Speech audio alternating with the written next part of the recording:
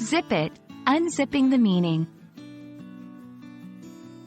Hello, dear learners. Today, we're diving into a commonly used English phrase, zip it. Ever wondered what it means or how to use it? Well, you're in the right place. Let's break it down. Zip it is an informal and often playful way to tell someone to stop talking or keep quiet. Think of it as the verbal equivalent of zipping up one's lips, preventing words from coming out. It can be used in a variety of situations, from playfully shushing a friend to seriously asking someone to be silent.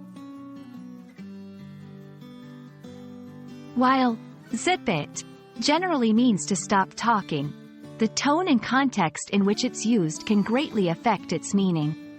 In a playful context among friends, example, a friend is teasing you about a harmless secret, and you laugh and say, zip it.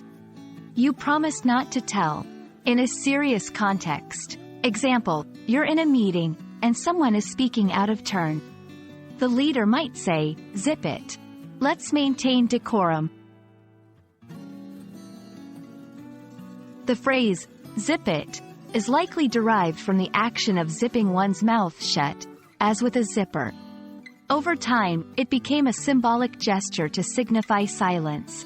Variations of the phrase include, zip your lip, zip it up, zip it shut. These all convey the same general idea: keep quiet. Remember, zip it is informal.